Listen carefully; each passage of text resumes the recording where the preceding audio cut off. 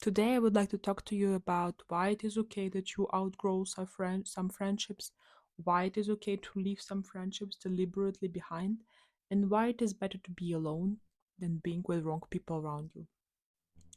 You probably have heard the saying that your network is your net worth, and you are the average of the five people around you, the five closest people you spend most time with, which is all essentially true. And people sometimes refuse to accept the fact that all of our relationships are transactional, not in a monetary value, not in the money value. Let's simplify that, but in a mental value. Like you either get to offload your mental workload or your problems on your friends. You get to have emotional support or some fun times together, or even status if you get invited to some parties where it might be you would not have been invited if not of your friends. Happens too, right? And some people just cannot accept the fact that not all friendships are supposed to be with you your whole life or even that long.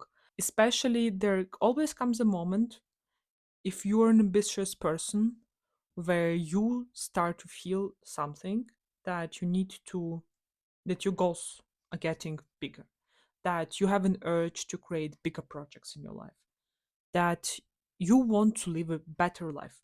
You just want to live a better life. Maybe you want financial freedom. Maybe you want to travel.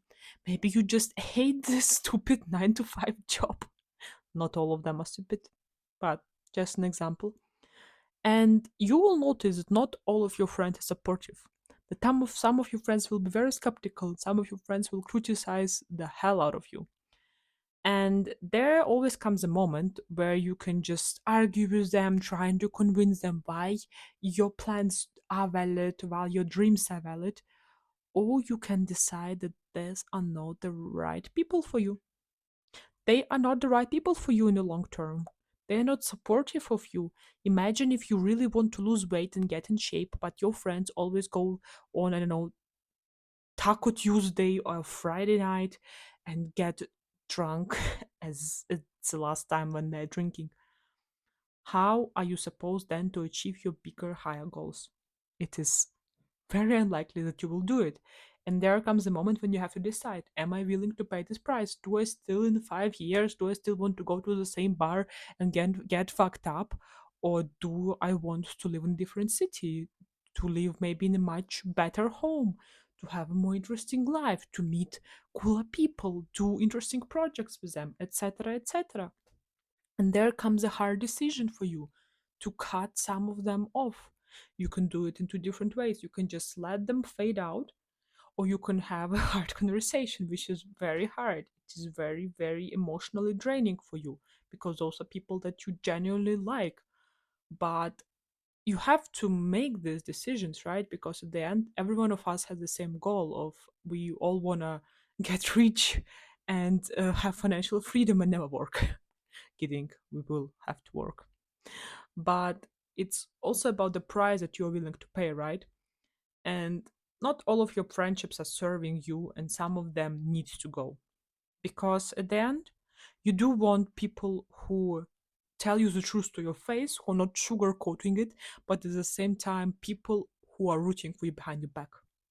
Because trust me, when your life is shit, when everything goes apart, and it's another thing if someone can be supportive of you when your life starts finally taking off, when you start having some kind of success. I'm not saying that I'm super successful, but just overall, like it's a different kind of friend who supports you when you're finally seeing some success.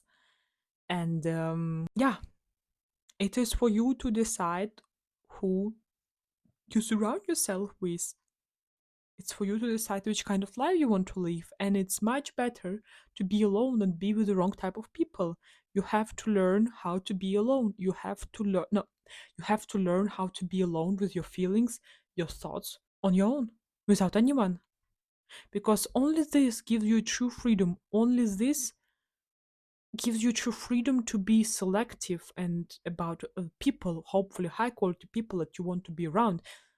Same as in romantic relationships. Some people just cannot be alone. I don't know. They just always need to be in a relationship no matter what, and they just pick the person who happens to be around them. Not the best, that the most suitable for them, but just someone who was around, right? The same is also with friendships.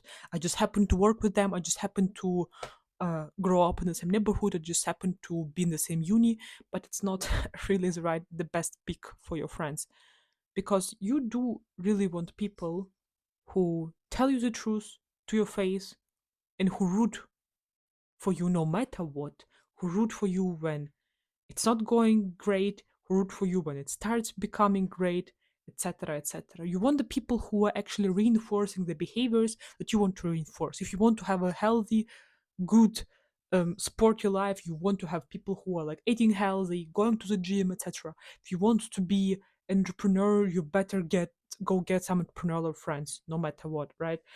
Not no matter what, but even if your normal friends are also good people still.